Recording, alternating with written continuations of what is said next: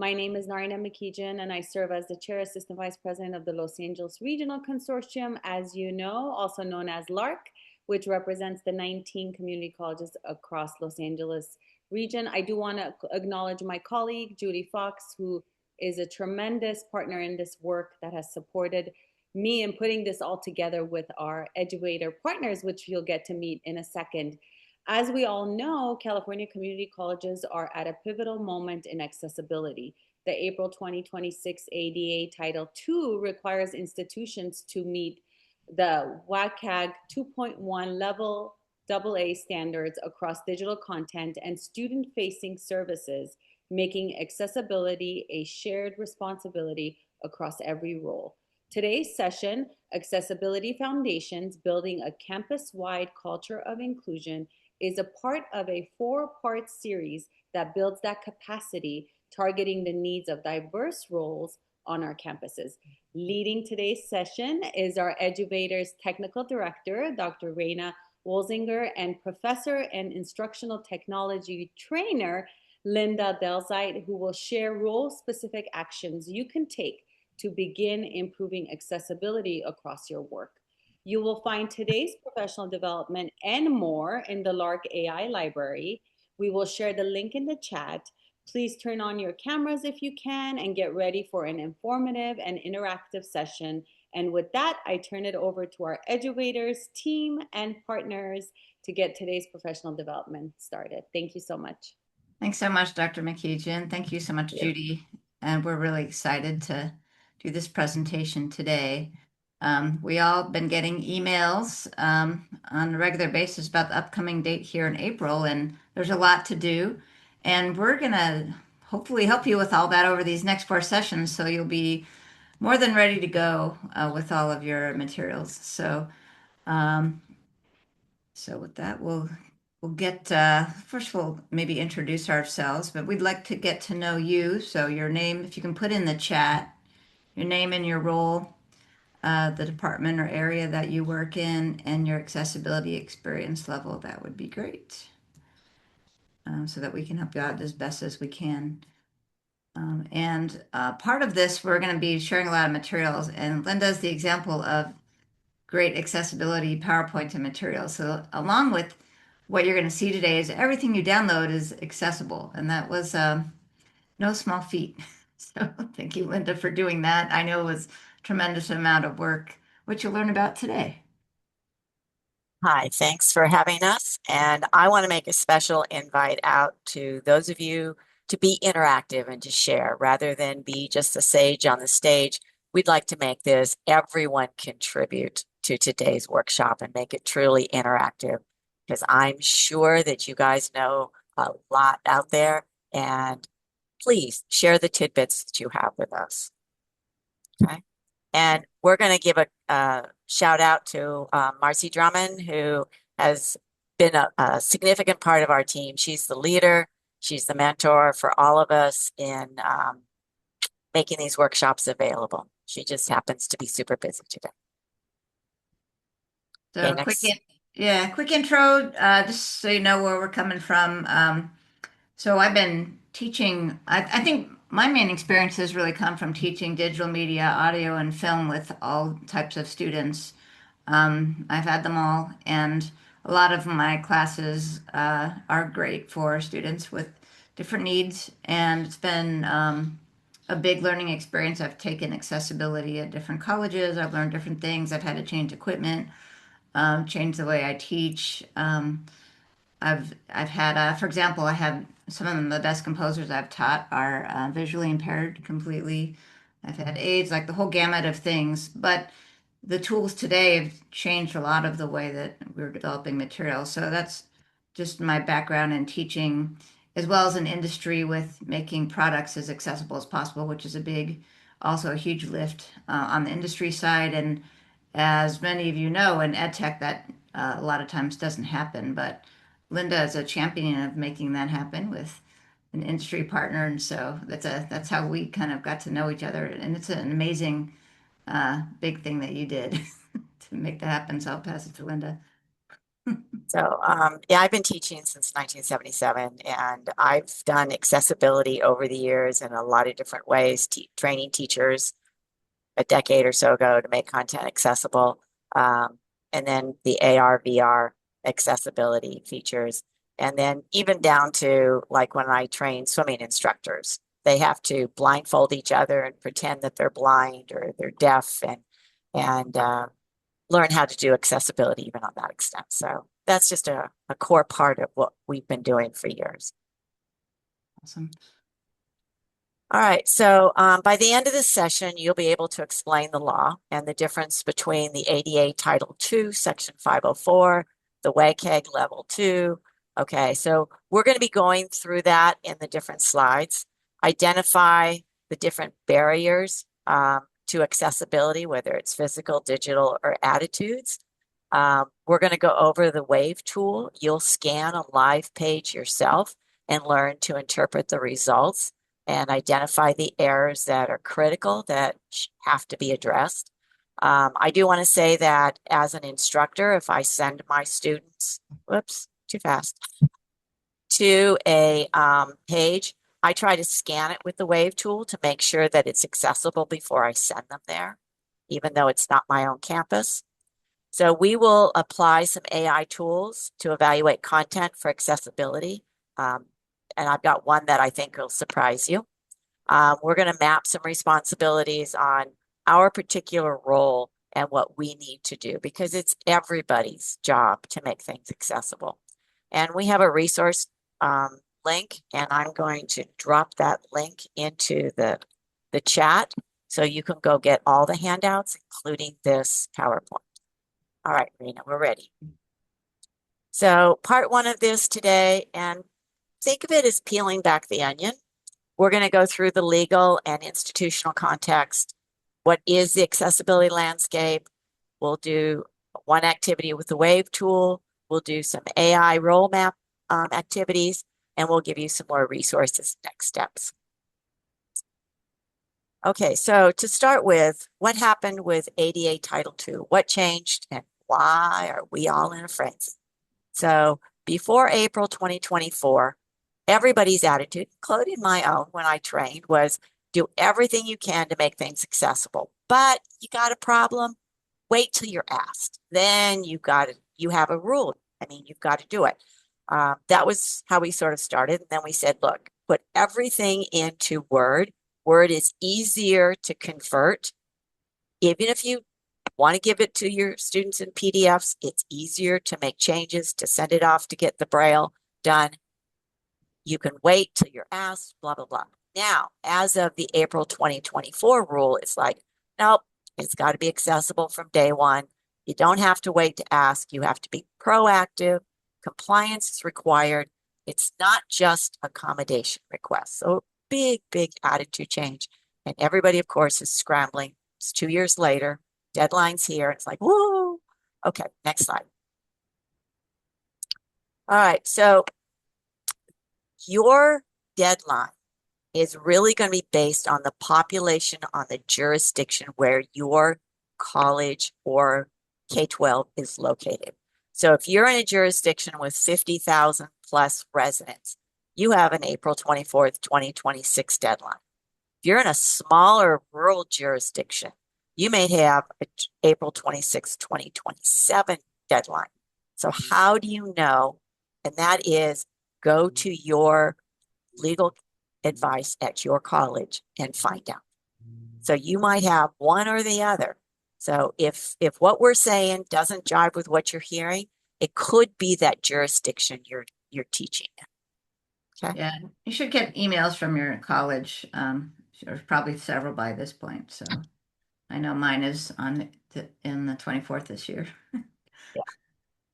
All right. So what has to comply? The full scope, all the websites, the web apps. So anything that's public facing pages, portals, department sites, all of your Canvas content, assuming you're using Canvas.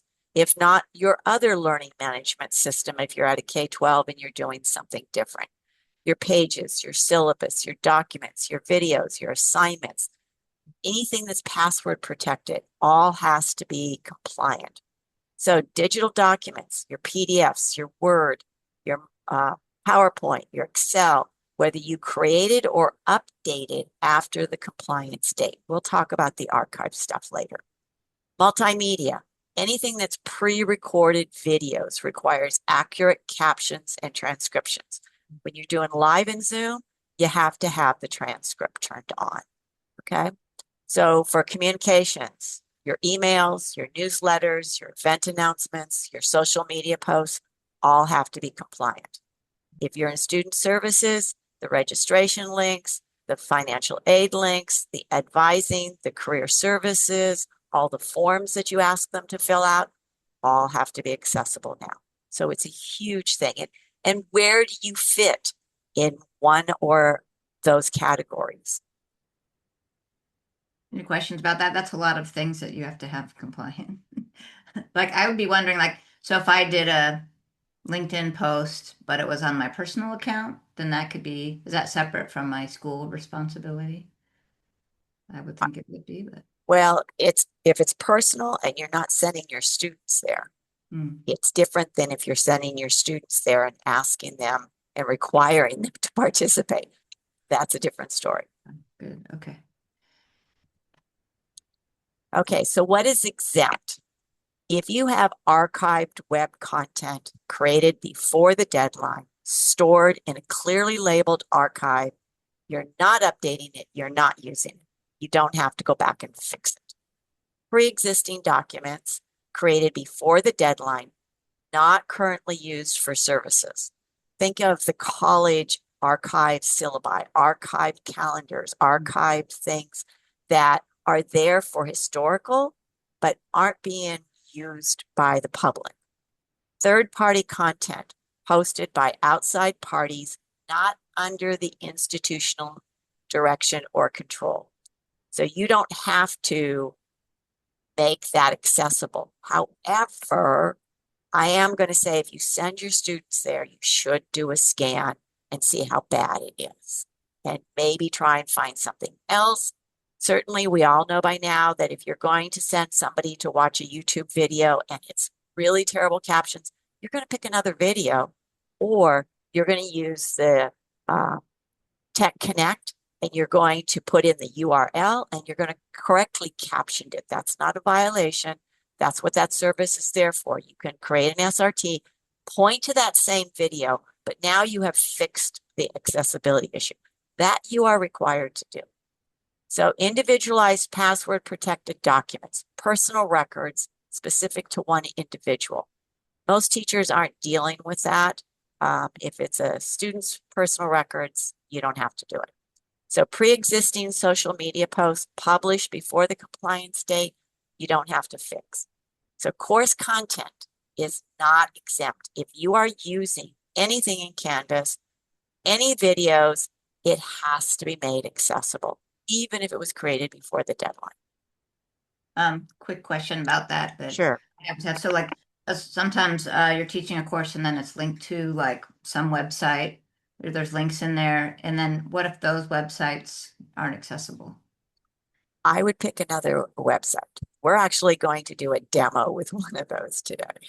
And then the other question is for your for curriculum system, like you're using CourseDog or CourseLeaf or eLumen or whichever things you're using.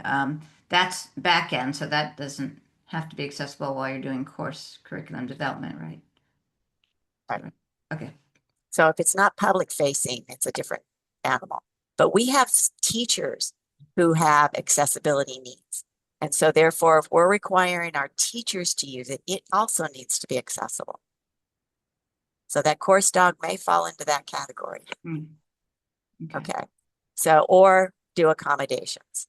All right. So Moses is saying, I'm a little unclear about requesting captions for YouTube videos that a faculty member doesn't own. All right. So if I go to what I still refer to it as 3cmedia.org. I can find a YouTube video and I can put a link to it in my media services. And I'm logging in through the internet to 3C Media, not through Canvas. Then I can upload an SRT file that provides the correct captions. And 3C Media will play the video and the audio, but will take your captions that are overlay. So you can, and I've used different ways of making those SRT files, but that is something I've done for actually 10 years now. Hopefully that, okay. Thanks, Moses, for saying you got it. Yeah, also, this might not be as helpful, but in my accessibility classes that I've taken, the trainer had us learn the YouTube filters, and then they wanted us to try to find, this is not very helpful sometimes, but try to find ones that are already captioned correctly. You can filter it for closed captions, but that doesn't always work for content that we need. Yeah. All right, so let's look at the difference between ADA Title II and Section 504. So I'm going to go across. So ADA Title II applies to public institutions. Section 504 applies to any institution that's receiving federal funding, whether it's public or private. Okay, so ADA Title II requires WCAG 2.1 level AA to be accessible at those standards. And Section 504 has no specific technical standard for digital content. So ADA Title II is enforced by the U.S. Department of Justice. Section 504 is enforced by the U.S. Department of Education Office for Civil Rights. Compliance deadlines for Title II are April 2026 or 2027 based on the population of your jurisdiction. Section 504 requires equal access to programs and services for everyone. So if you're having one person get access, you have to have access to somebody else, or your federal funding is cut off. So in practice, I simply go for WCAG 2.1 level AA, and it satisfies both the ADA Title II and the Section 504 for digital content. Okay. All right, so let's look at the POUR standard. POUR stands for perceivable, operable, understandable, and robust. So it has 50 success criteria in WCAG 2.1, and they are all falling under this POUR. And WCAG is developed by the, excuse me, World Wide Web Consortium, W3C. So what do we mean by perceivable? All information must be available in a form every user can perceive. Alt text on images, captions on videos, and color contrast. Operable. You must be able to navigate the screen using a keyboard alone and no mouse. So keyboard accessible menus, forms, and controls. Understandable. The content and the interface must be clear, predictable. And I'm going to stop here and say, I am so thrilled that ever since the California community colleges all went to Canvas, because there were so many different things. And students were going, I learned one, why do I have to learn another one? And now we have more and more interaction with the CSUs and the California community colleges. A shout out to LARC, who's pulling in the K-12 with the community colleges. So we have more and more of this clear, predictable, and everybody understands it. It's making our jobs a lot easier from the start. So plain language, consistent navigation, clear form error messages. Kudos to all of those who are making this standardized. Robust. The content must work reliably with current and future assistive technologies. Every time the assistive technologies changes, we're going to get an update to the WCAG 2.1, and we have to make some changes. Okay, so the logical hierarchy. So having things in a readable order. When you go to your PowerPoints, that's one of the accessible things, is check the reading order. We'll do that in one of our other workshops so that everybody learns to do that. And I'll do a quick demo here with the Wave tool. Okay, and all of those heading hierarchies, heading 1, heading 2, heading 3, heading 4, all the way down to heading 6. They have to be in order because a screen reader is going to make a table of contents out of those. And it helps the user to navigate with their keyboard. So it's all interactive on how it's working. Okay, next one. All right, so California Community College Vision 2030 was to really focus on diversity, equity, inclusion, and accessibility as core institutional values, not add-ons for compliance, to remove the barriers for students with disabilities, improve student success and sense of belonging, align the institutional culture with equity commitments, support every campus role in advancing DEIA. Well, they came out with the accessibility, compatibility, maturity model. This is fairly new. You may not have heard about it. It's a California Community College framework for moving from reactive to proactive. So the link is there. I'm going to drop the link into the chat. And we're going to go back to this again, but this is the first mention of it. So there's about 41 colleges participating, 7 multi-college districts. It's formally recognized by the Chancellor's Office. It's free. It's hosted by the California Community College Technology Center. Faculty alone are not instituting this. This is the campus level. You have to get your VP involved with this. There is training that you can attend as a community college faculty member, but it is a campus-wide. Now, I'm going to go out on a limb here and make a prediction that this is going to, in the future, be part of our accreditation cycle. Nobody's talked about it that I know of, but I'm predicting that that's where this is going here in the future.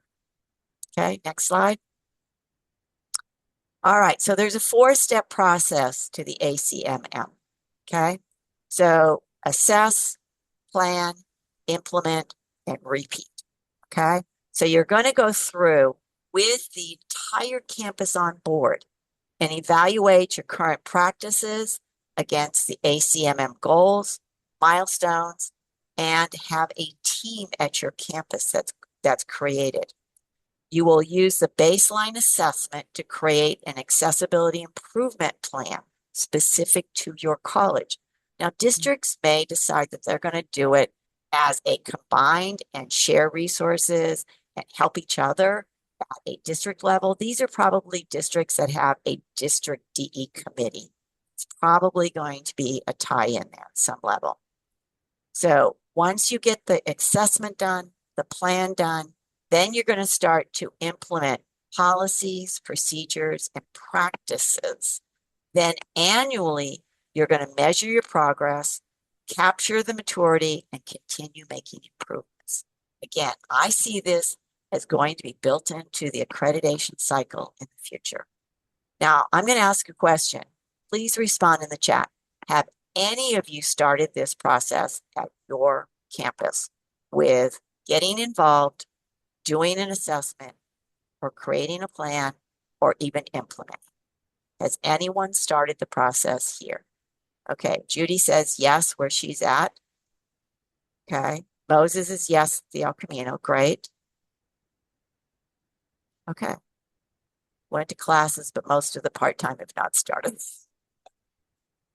Okay. I'm worried about that. I mean, that's always the same problem, even with CTE classes, just how you're teaching your craft. And now it's going to be how to teach it with accessibility because, you know, we're all from industry, a lot of us, and that's stuff that, you know, we're not as engaged in as I agree. I agree that the faculty that are full-time usually get pulled in and are given more opportunities than those who are part-time. I agree. And the part-timers are so busy traveling the freeways, going from place to place sometimes. or working and teaching. That's true. Yeah. All right, next slide. All right, so, whoops. So again, 3 types of accessibility barriers. Let's start with the physical. So we all know that we have to have signs on our campuses. Most of our buildings even went through and got Braille, put it on in places, our doors and stuff. The event venues, you have to have accommodations, parking, pathways, seating for wheelchair. We've got desk where your wheelchair can can go in and not have to sit at the other ones. So we've been doing handicap stalls and handicap bathrooms and ramps. Okay, so we've been recognizing that. Now our event venues, the signing and the stuff even. So our college graduations are doing that. So let's look at digital next. So images without alt tags. I don't think anybody here has, this is new, that you have to have an alt tag on every image. Videos without captions, not a good idea. They're forbidden. PDFs without a heading structure. Forms that cannot be integrated or cannot be keyboard navigated, and color contrast. On my toolbar at the bottom, I have the color contrast analyzer. Been doing this for probably 20 years, checking content or checking color contrast. And it's just become a part of what we do. It's a workflow. So the new one is attitude. That's IT's problem. I'll respond to requests. Accessibility is too complicated for me. Disability is the exception in my classes. Or I'll put in another one. Hey, I teach electrical classes. No one who's blind can get a job as an electrician. They'll kill themselves. Okay. Nobody who's colorblind can get a job as an electrician. I don't care. That's job. That's not classes. Classes is a different thing. Everything has to be accessible. And you can no longer use any of those attitudes. You cannot wait to be asked rather than designing it from the start. So that attitude is really what we want to preach new and break the old attitudes that we've had. Quick question on that. So if you have like my classes where somebody actually might need an aid, because there's visual and audio content, does that change any of that conversation with your department that provides the aids? You should be contacting the Disability Center on your campus. So they should have already registered, and they should be either providing an aid, or if you're teaching online, everything is accessible in that online environment. And a lot of them are doing online. And then when you go into your Zooms, make sure you've got that caption up there and that whatever you put on has that proper color contrast. So you have to be very careful with your presentations that you're doing. Next slide. All right. Again, hitting attitude. It's everybody's job. Faculty, your course content, your pages, your videos, your syllabi. Designers, instructional designers, all of the learning management system templates, anything that you're putting in, multimedia standards, course review workflows, when you're making sure that people are approved to teach online, that's got to be in there. Student services, again, your forms, your advising material, your portals, your event communications. And I feel sorry for the student services who have had those graduation checklists that have never been accessible. And so I know they've had to redo all of that stuff because the tiny, tiny print was never accessible. I was screaming about that years ago. Okay, marketing and communications, all your social media that you post, your event flyers, your website content. Again, these people probably never got introduced to accessibility requirements until the last year or two. So it's new for them. IT web managers, website compliance. Now they're doing vendor evaluations.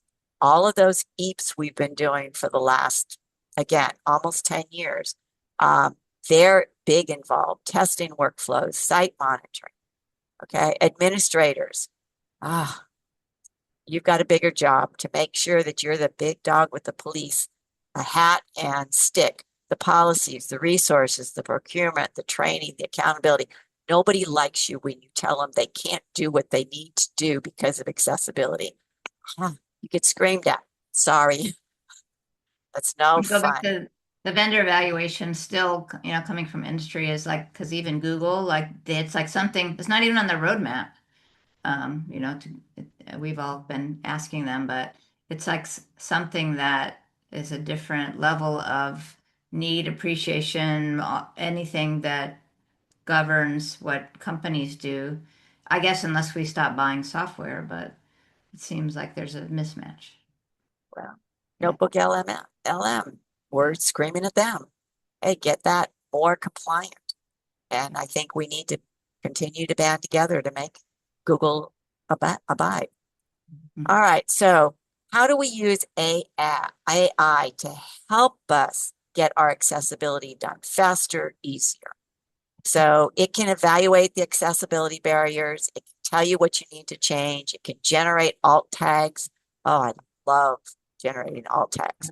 Okay, it can rewrite things at different levels of language, readability. It can give you role-specific checklists. We're going to use the Wave tool. It can auto-correct your caption errors, but you still have to go back.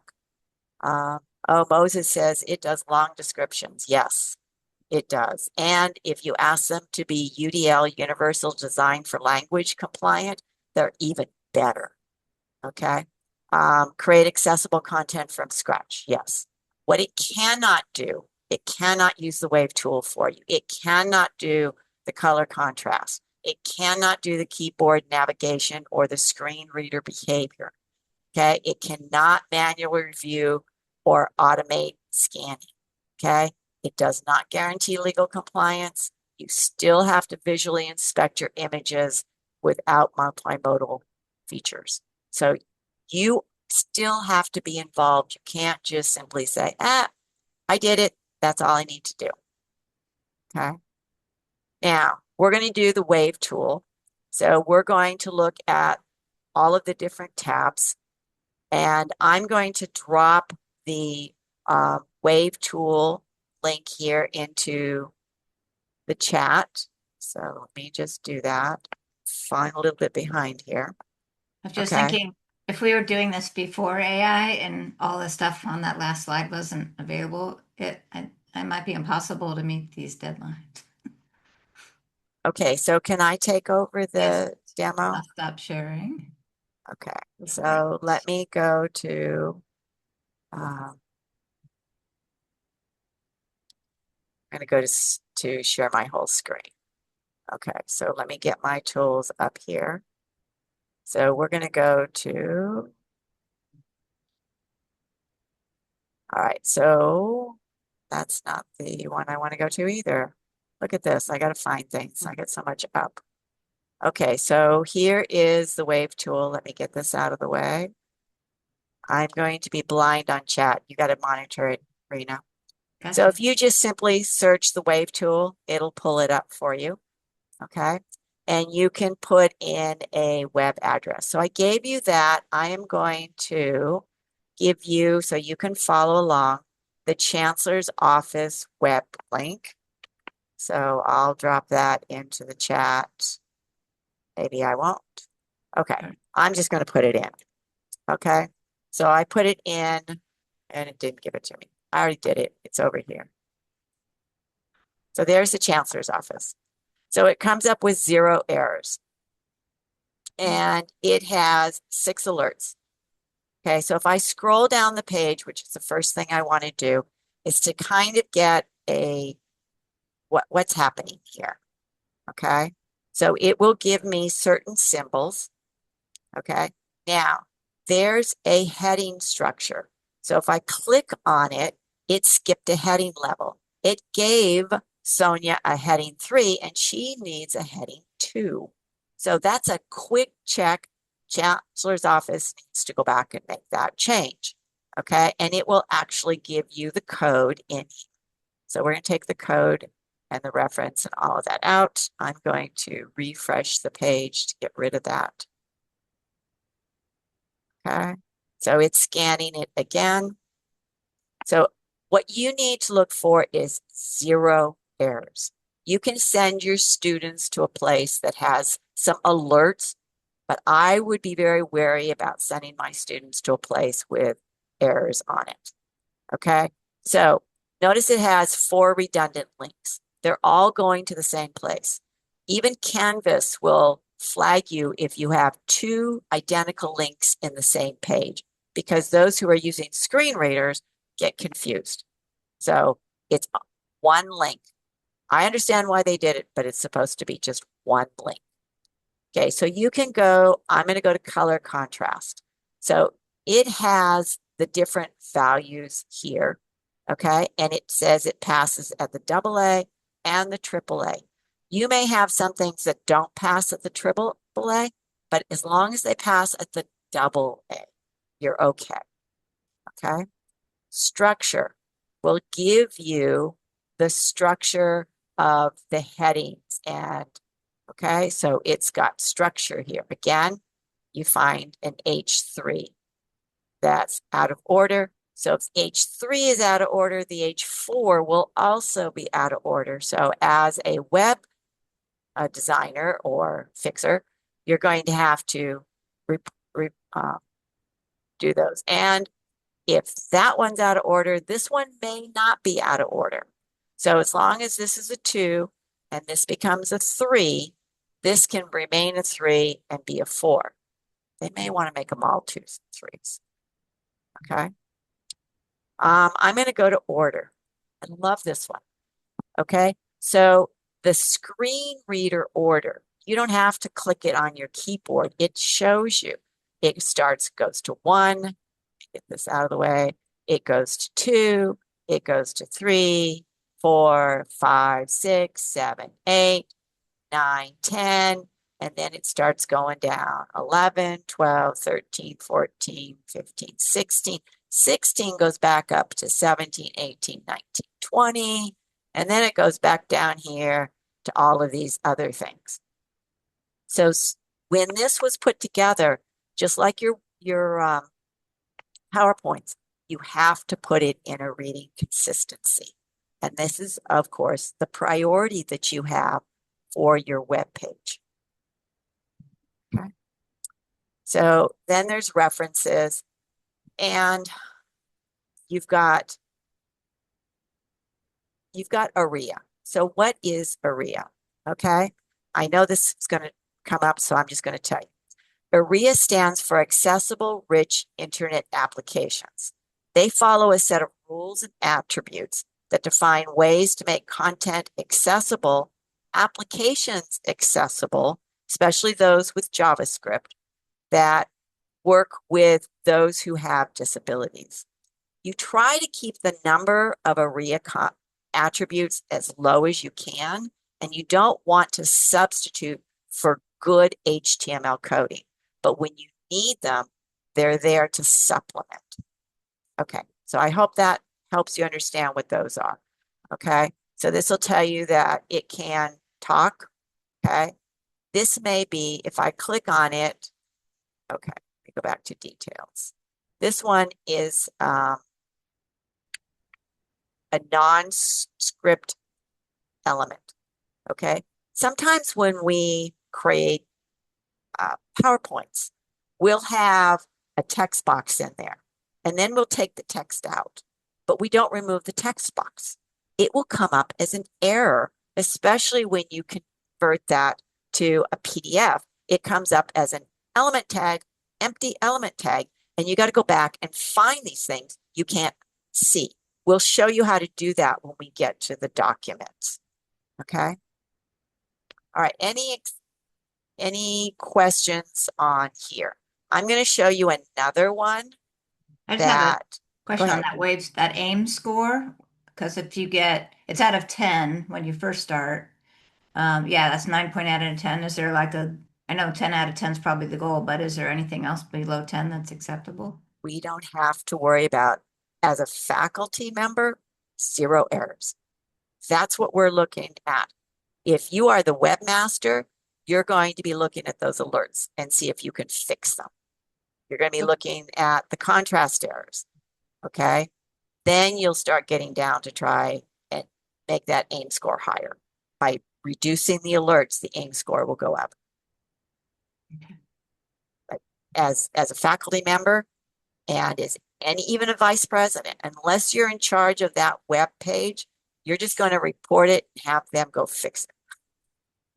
Pass the buck. That's what I'm going to do. Okay. So, let's see. I want to go to another page. I thought I had it here, but it's gone. So let me go get it from my document. Okay. So Purdue, the OWL reference is where a lot of people send their students. Okay. Oh, here it is.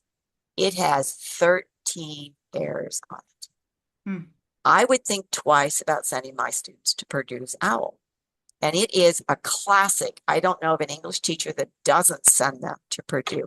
There are 13 errors and they're missing alt tags on pictures. So you can take the OWL content and you can download the PDFs, you can download the content that you want and give it to your students and make it accessible. And then you can give them the link and tell them, hey, this is not for those who depend on accessible sites. This is an additional resource. Go on your own. Not require them to go, but allow them to go. Because the OWL site is a great site, but they have an AIMS score of 6.9. Hmm. That's, to me, shocking. Again, a reason why I would send my student, or I would go check the WAVE score before I sent my students someplace. Okay, back to the slides. Okay. Those are my demos. That's a lot to think about. It's a lot of websites. I think this is Okay. where we left off. So we, okay, Judy says, I create a flyer in Canva and share, create a public link, drop that into for accessibility. Good idea. It's a really good idea, Judy. Okay, so okay, back to the other one. Okay, so we looked at the details tab. We showed you the details tab on the left bar. If it's hidden, click on it. And we went through the other tabs, all right? And no wave errors does not mean a page is accessible. It means that Wave didn't find it and you're a lot better off. Okay, next one. We looked at the structures tab. We went through the logical H1, 2, 3, and we found a broken one. Okay, and next one. And you can filter by error type and fix all the missing alt tags first, then the contrast. And this is the prioritized remediation. Get the low-hanging fruit, fix those alt tags, fix the color contrast, then go look for the error messages. Okay. Next slide. Okay, so here's just a key to the wave. Red errors, red ABC contrast. You must fix anything that is in the red. Yellow, potential issues. It requires human judgment. The green, these are correct. Okay. Verify that they are accurate. Confirm them. Blue, look for logics. Purple, these are the ARIA. Most faculty administration are not going to be even hinting at the ARIA. That's what the web accessibility or the web masters are doing. Next. All right, so here you go. Go to the wave.webaim.org website, put in your campus homepage, and go see what it looks like. Okay, so just type in wave.webaim.org, okay, and go do your testing. We're going to give you 10 minutes to do this and come back and share your findings. It's pretty fast. So the community colleges should be coming up with 0 errors. Maybe a few alerts. They shouldn't be coming up with any errors at this point. So the blue ones that say structure, those are okay? Those just go check. Okay. But most of those are fine. I would go to the reading order on the structure and check that one out. Is it really putting your students and going the way you want them to go? And then ARIA, like if you have 100 of those, is that I guess You that's don't, we're not going to get involved with those. okay. That's the webmaster's job. Uh, it's interesting, but good. Yeah. So you want to look for the errors.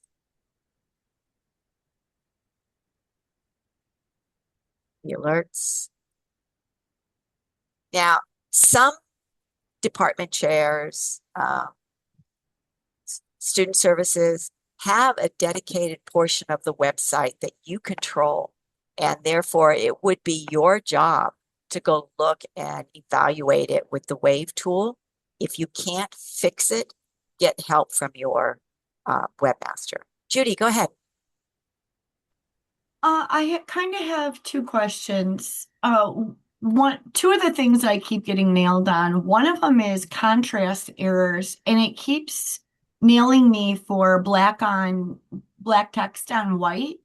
And I even went through to pick like a different black, and it still nails me on that, and I don't know why. And the other question is, how do you balance creativity with the accessibility? For example, like when building in Canva, if I want to have like one word, a font and a size, and another word, a font and a size next to it to build a headline, it's like dinging me for that as like H question marks all over the place, even though it like reads as a sentence. I'm getting knocked for those different word blocks. Okay, so let me address the first one. Check your black on white if you go with a dark screen. It may be black on black. So that may be why it's coming up, unless you put a structure behind it that's actually white. So you can fill in a text block and then put the black text, and you may not get that. But if you've got a unnamed color back there and it just is white because you're on white screen. So that might be it. Maybe I added like a light color behind it It should to work not have it be white, and I'm still getting dinged. So maybe that's something I can look at closely later, but I just Yeah. didn't think there was something obvious. Okay. And then on the other one, I don't use Canva to do creative flyers. Okay. But if they are making them different header sizes on the same row, that will flag an error. So what you can do is you can make it one header, but then you can take the text and make it a different size. Is it better to do it in Word, like you started off saying earlier, to lay it out in Word? I like it that way. Okay. But Okay. I don't use Canva. But Gotcha. Rena, you use Canva. Yeah, there's an accessibility thing in there, but then when you bring it into these tools, it flags more stuff. So I love the way it looks. But so to my answer, I guess the answer for me is I try to keep the creativity. I have the same problem as you, is I want it to look awesome, and that looks less awesome in Word. So, but I think those things that Linda pointed out, like the inline or changing fonts on the same line or size differences or whatever, if you can find those with one of these tools and then go back there and change it, it might fix it. Because it doesn't find all those in the Canva one. Thank you. I don't know if that helps, but yeah, I want mine to look awesome, and that's the struggle I have, right? I can make a really boring Word doc all day, but that's not what I want to make for promotions. All right, next slide then. All right. I don't see anybody else's stuff other than Moses in the chat. So we did this. What did you find? What were the surprises? Okay. I did like a whole bunch of colleges, and I was surprised, like, because I did UCLA, USC, and I did a bunch of CSUs, and most of them have like a few errors, and then some contact. I'd say below 10, but 5 and 10, like they all have them, and then a ton of those ones that you have to look at. So I haven't found like a clean one yet. All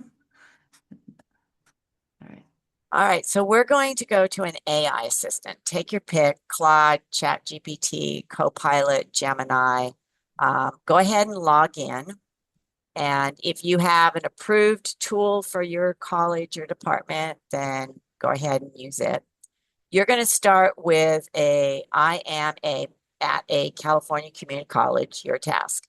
So before you go in and do any of that, because we haven't gotten far enough, just start to log in, and we're going to keep going, and we're going to come back and give you a demo here. So get ready, Claude, ChatGPT. I'm going to use Gemini in particular. So Rena, go ahead. All right, so you're going to choose a piece of institutional content, a web page, a paragraph, advising. You're going to paste your content into your assistant with the prompt below, and I have that prompt ready to go, so I'll paste it into the chat. Okay. So let me go to the chat. I'll pull it back up again. Sorry. Okay, and then I'm going to do a demo. So of what it did and what it showed me. So I'm going to share.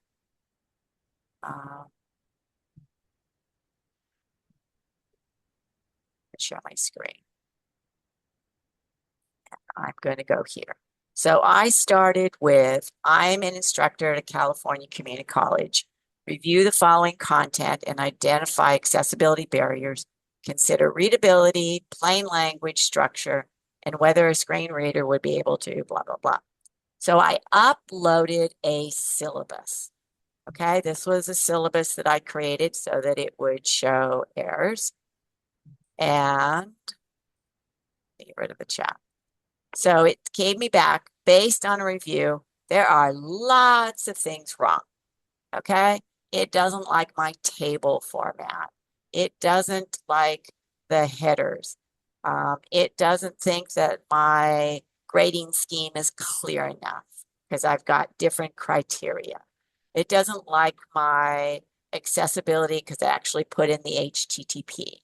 It didn't like the cognitive load. I thought this was pretty funny because I was redundant. You have to do this, and it's in the course. Now, I would say I'm going to overrule it on that because I do want it in different places. So it gave me all of these things. Okay. So my AI came back and told me all these things are wrong. So I'm going to go ahead and give you a chance, but then I'm going to show you a better way to do this. So I'm going to give you a chance. Rena, you can take it back. Okay. And so you're going to go into your assistant and you can upload what it is you want it to change. I just really fast. I did one too. That's kind of funny because I had Gemini create an infographic. Then I had Gemini analyze it with your prompt. It doesn't like I did it. all this bad stuff, and so here's all the stuff you're supposed to fix. So it's kind of like it'd be great to send that to Google. Say, hey, you guys found all the stuff you need to fix on your own things that you're generating. Okay, so you guys have a task. So you're going to go into your AI, upload your syllabus, upload a flyer, upload something, and ask it to analyze it. So, and it'll tell you blah, blah, blah, blah, blah. But it doesn't fix it. That's the point I'm making. It'll tell you what's wrong.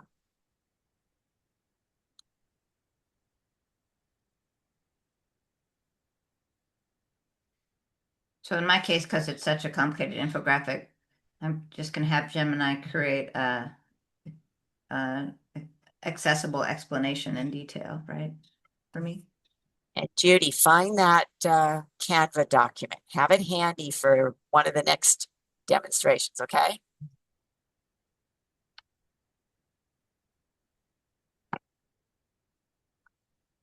All right, so anybody coming up with anything?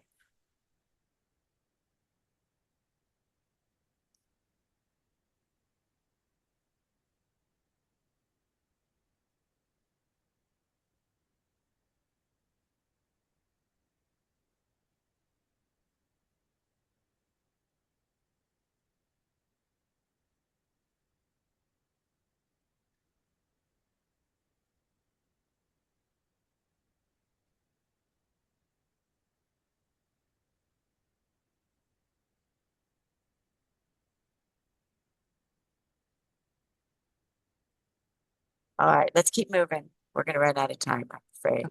All right. I did get a document I could paste in my Canvas to go with that infographic on mine. Good. Yeah. Okay, so we shared out what you did. And now I'm going to go to Joshua. So we're going to just look at these slides first. So Joshua was actually created by the librarian, DE coordinator at Mission College. I know him. Sasha helped him refine it. And it is an educator's AI assistant. It was originally designed to help teachers take their Canvas HTML code that they couldn't fix the errors, upload it to Joshua. It would give it Canvas code that you could put in, and it would fix all those errors. Now you need to create a playlab.ai account. Okay. So if you don't have a playlab.ai account, I would say go ahead, get one. I don't think you need an invite. I think you can just go and create one. Now, Joshua has since been turned into both the legacy that I'm going to demonstrate and one that's just for the LA Community College District. Okay, because they went ahead and refined it. And I believe they integrated it right into the Canvas site so that it could go in and fix it for you, but I'm not sure about that one. All right, next page. Oops. I go too far there. Okay. Okay. Go back. Okay, next page, yeah. All right, so then we're going to give it this command next. So I'm going to take over again. Okay. And I'm going to share my screen, and hopefully I have this. So I have logged in. I'm going to get rid of the chat. So I have a couple of play labs that I've done. If I go to the Explore, okay, it should go here. And there's a whole bunch of things. You can not only see yours, but you can see what everybody else has been doing. And the Joshua legacy is here, and I'm going to pull it up. So I pre-did this so it would be faster. So it starts with saying, Professor, how are you feeling today? I said, ready to go. So let's get to work. So it tells you it can do HTML Canvas code. You can upload a Word document and paste the text. Okay. And you can do a spreadsheet. So I uploaded the same syllabus that I gave to Gemini, and all it did was give me a bunch of errors. This time, it analyzed the Word document, it found the errors, and it gave me all the code. All I have to do is copy the code and go to my web pages in Canvas, create a new page, pop in the code, and it's completely deemed accessible. So it fixes it. So Judy, if you have something on your page that says, hey, this is not accessible, I would say paste that code into Joshua and find out what it gives you. Or upload a Word document and have it make it accessible. If you pasted this code into a text file, like a Word document that's a text file, you can paste it in and then you can save it, not as a Word doc, but as an HTML file, and it'll give you what you can then go put in, or you can upload the page. So either way, you can create a page using Microsoft Word under the text mode, and you can paste this in. So if I copied it and I go to Word, and I go to File New, okay, and I pasted that in, okay, and I could go File, Save As, and if I save it as, let's see, let's just go to the desktop, Save As, Browse, Desktop, but I saved it as an HTML file, okay, then it actually gives it to me as a web page. and it's going to pull up my web browser. Okay. So it's one way of doing that, and it's not pulling up my web browser in the screen. Okay. So we've done that for years, or Microsoft Word or text, the notepad is another way of doing it. I think it works better than Word. Notepad does. Trick from 30 years ago. Okay, I'll Yeah, stop sharing. using Notepad for my classes. I'm having students use Notepad to paste HTML in and then make their web page, or text edit for Mac. Yeah, Notepad works better. WordPad. Yeah. Okay.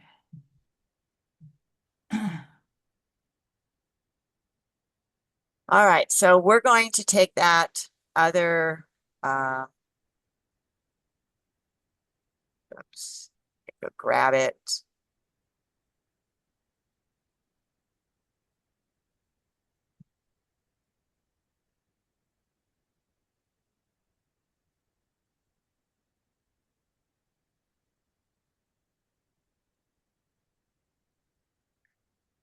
Okay, let me put this into the chat.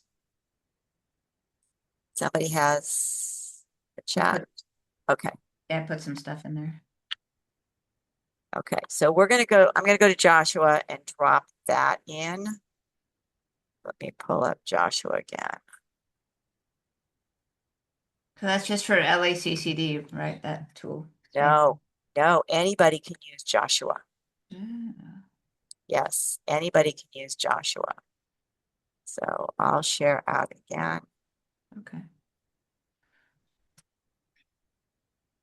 So I think this is Joshua. Okay, so this should work. So I'm going to put in, sorry, I'm going to get rid of my Zoom. Control V. So I paste it. I'm putting it in. It's generate an institutional accessibility self-assessment checklist. Now I put no role in. So it says fill it in. Okay, so I'm going to fill it in. I'm going to put teacher, instructor, and it will tell me what I am supposed to be doing. It's thinking. Again, going back to the basis of this workshop is what everybody can do to help make sure that what they do is increasing accessibility across the college. So again, this is copy the code. It's going to give it to me. Do you have to have a PlayLab account to? Yes. Okay. You must have a PlayLab account. So this puts it into HTML code. That's awesome. You should just be able to paste it right into Canvas for this one. I could.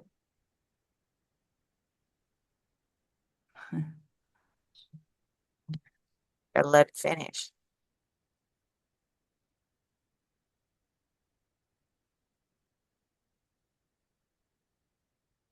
Of course, if you forget to press the HTML button in Canvas, you get HTML.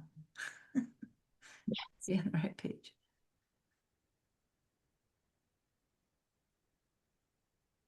Wow, okay. There it goes. Hopefully it's going to finish real soon.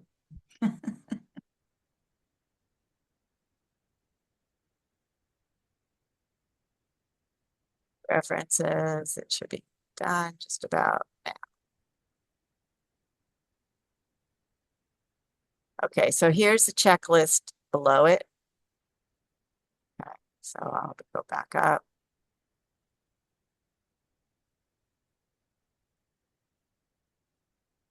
Copy. Okay, if I go into my Canvas course, I create a page. Should put me right in.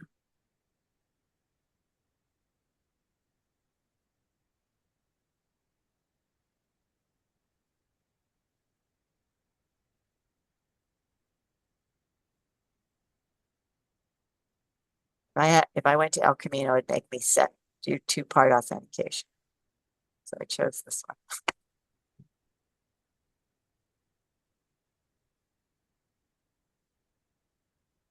Come on. So I'll go to my house 12.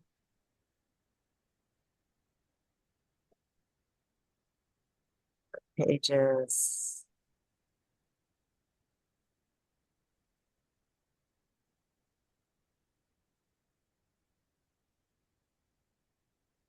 Let's try. Pages. Okay.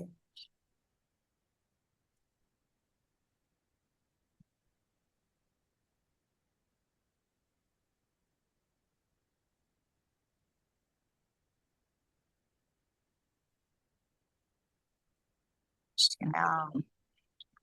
Yeah, this button, since AI is, I think, I mean, I use it all the time now versus what I used to do. Yeah, that's awesome. Look at that. So, and I can take all of this, Control C, and dump it into Word.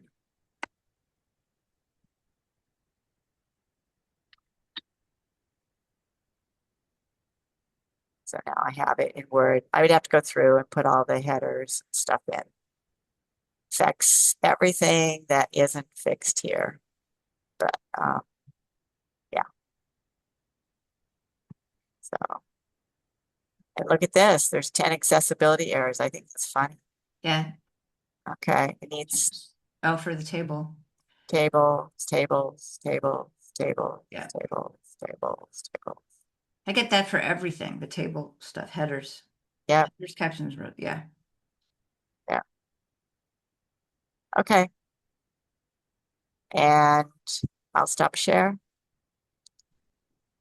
So chat. Let's see what's in the chat. I think we're caught up.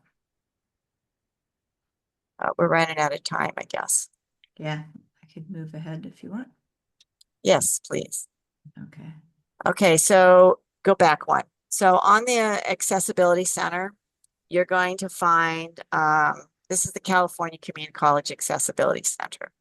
I think I have that open up in one of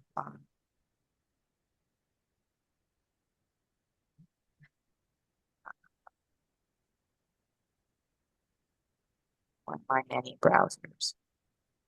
Yeah, so like on mine, I get the Pope Tech Pope Tech symbol on the bottom of every page that I'm editing, so I can go through and rescan it because it gets completely different errors than the Canvas one, that the accessibility checker.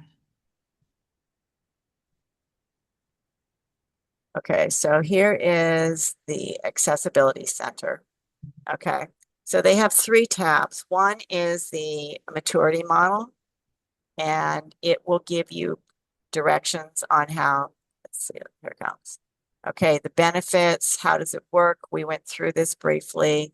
The standards, the memorandum, so how you can learn more, how you can get involved. But remember, your vice president has to be involved in this. This is not something that you would go in and do on your own.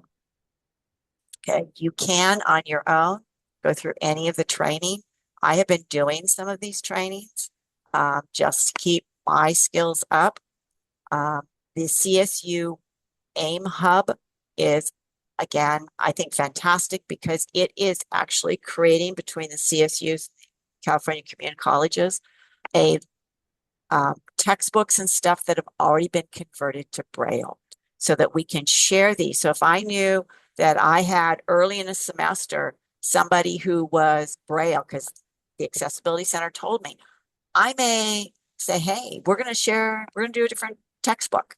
You know, if I am one of those core classes that constantly has somebody in it, I've had several blind students come through my classes in first aid, and it's very different teaching them, but I make sure all my content's accessible and I don't have to worry about it.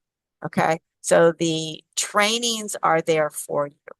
And then the alternate media workflow, again, this AIM Hub is here for you, and they have all kinds of things to help you if you are at that level in your college where you are trying to coordinate and help this is a great resource for you. Large print, Braille, EPUB, tactile graphics, okay? So this is the place, again, depending on your role, you really need to investigate. Okay. We can go back to the PowerPoints. Okay. Judy's asking if the templates in Word, if there's any accessible ones in there. And I just think the ones that have graphics in there don't start as accessible. So especially the color contrast in there. So I can't answer that question reliably, Judy, in terms of what templates are and are not accessible, but can you search for the accessible templates? I just tend to make everything from scratch. Yeah. Okay. can So we did this. Next one. So free tools. The Pope Tech in Canvas is accessible to anybody who has Canvas, of course. The Pope Tech website will scan public-facing web property websites. Equidocs. I have not used Equidocs. This is a new tool. There are only 6 licenses that have been given to each of the California community colleges. I have not found out who is even given a license in my college. I, again, just go back and do all my own PDFs. But depending on the job, you may need to find out who's got it and send them a whole bunch of PDFs and say, please make these accessible for me. If AI does it really, really fast, why would you spend 50 hours trying to do a job you don't need to spend 50 hours doing? 3C Media Solutions has been my best buddy for eons of time. I think I've probably put, when I was DE coordinator at Trade, probably over 1,000 videos that we made accessible there for all the disciplines across campus. Okay. WebAIM doc training, again, fantastic training. And the @ONE program has a bunch of accessibility courses. I would encourage you to go take them. I think there are some brand new ones that they just did. Okay, I'm not sure what's in the chat. Does anybody in here use YouTube for hosting videos? Nobody? Okay, then I'm gonna go over that right now. Next one. Okay, so quick wins. All right. Start with using the accessibility checker on all your Microsoft documents. That is the first place to start. It doesn't catch all of them, but it's really, really the best place. Keep all of the documents you produce in the native Microsoft application. Get the full PDF onto your computer that you're using, and then take it from the Microsoft, save as Adobe PDF. That integration will save you hours of fixing errors when you do convert it to PDF if you need to. Marketing, make sure that the alt tags are on every image, every social post before you publish. IT, web people, make sure you're running the Wave tool. Admin leaders, just get your whole team on board. Okay. And stop everybody from producing more content that's new, that's not accessible. So takeaways from today, make sure that you know what WCAG 2.1 is, what your deadline is for your institution. Are you less or over 50,000, okay, in your jurisdiction? Compliance is everybody's job. The California Community College accessibility model is something that the campuses should be getting into now.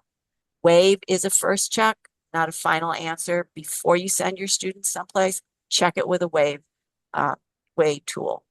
Don't assume content is compliant because it was created before. If it's used, it has to be accessible now.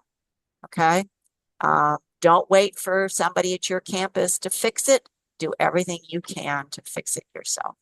Next slide. Okay, so this week, we're recommendation. Go use Wave and scan where you're sending your students, your department's webpage.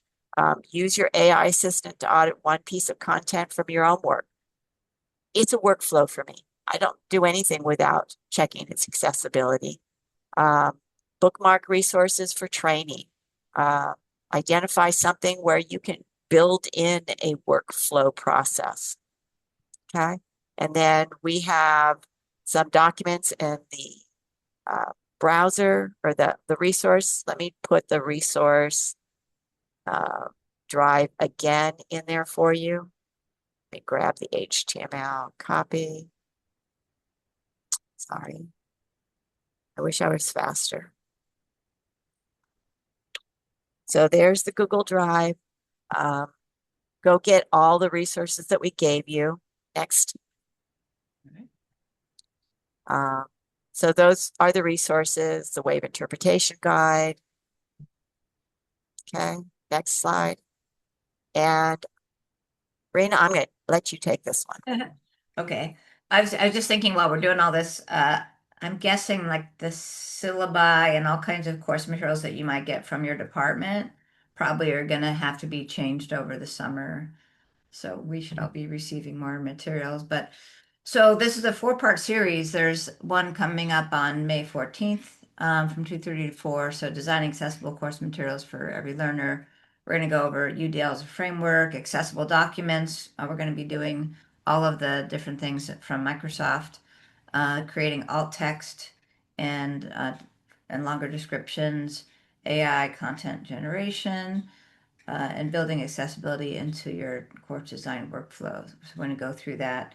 We'll be using, of course, PowerPoint and Gemini, ChatGPT, and also probably Canvas for that.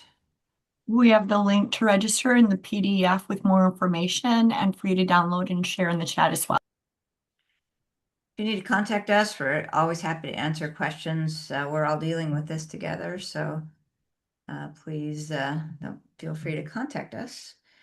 And You want to show Nectar? yeah, I want to. Is anybody here using Nectar, or is it at your college yet? I have a minute to. Yeah, I have a minute to do that. So let me. Tried to save you some time. Yeah, thank you. Okay. And any questions you have, I'm monitoring the chat now. Okay. So let's see if I could find it. Oh, there we go. Okay. So the Chancellor's Office, besides testing out PlayLab, they're also testing out Nectar. And Nectar, you can see, is in my course. This is a new course that's starting at Saddleback in the fall on AI, their Emeritus program. And so I put Nectar in there, and it's called eSIM 504. And so it's great because it's just it's an LTI, so it shows up in there, and then I can train it. So it's trained on whichever assistant I pick. So in this one, like if I go edit it, I can add my syllabus. I also, in my settings, there's a whole bunch of stuff I can do. I can do whatever name I want, the knowledge. These are the sources that are in there. I have things that I've put in there from my class. So these are all from my syllabus, all these different materials in it, and I had it scan the course as well. Or I can put anything I want. I can add knowledge into there. I also added stuff about accessibility so my students can ask about how to do citations for AI materials that they're going to put in the class. I can prompt, I told it I have a simple one to help students understand the content for the course, include knowledge on accessibility and copyrights. And then I could have conversation starters. I haven't done that yet. And advanced things. This is the interesting part. You can pick the model that it's using. So I picked Claude Sonnet. I kind of like the way it responds, but I could change that around. And I think PlayLab, if I'm not mistaken, does that too. You can pick models for it to use to do the response. So knowing that, it's not just trained on my stuff, it actually knows everything that Claude knows. So I get a choice whether I want it to use all of that information or just my information. And that's an important choice that you got to make. So I have it using everything that Claude knows about plus my stuff. And so that's the way I set mine up. And then, so in the class, the students will get added to this chat assistant, and they can talk to it, ask questions, add, like maybe they did an assignment they wanted to check, they can do it in here, but it's in the context of the guidelines that I, as a professor, made for the course. So it's basically a custom LLM sitting on top of whichever one of those models that you chose. And it knows all about my class, so I could just say something like, Tell me about the LLMs I need for this course or something like that, or whatever, and it'll just already be trained on my information. So it doesn't, and it does take, it's not quite as fast as like when I go into ChatGPT or Gemini or something, but it's pretty fast. So these are all of the different things included in this particular course. And so it goes over, it's just exactly stuff from my class. So it's the citations, accessibility, so it's pretty good, pretty good. And it's right here, so I don't have to go into anything else. All the colleges have it, whether they set up their LTI connection to Canvas is, I don't know. One of the colleges I teach did, and one hasn't done it yet. I think, no, now they both did it. Take that back.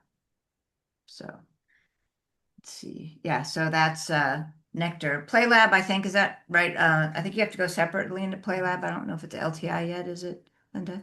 I don't think so. Yeah. So they're similar but different, I would say. And they're testing both of them out on top of Google EDU that we're getting, and no PlayLab LTI. Okay. Thanks, So, Moses. yeah, thank you. So that's Nectar, what I learned so far. Wonderful. Thank you so much, Dr. Rosinger and Linda, for your expertise and the guidance that you provided all of us. And thank you to all of our participants.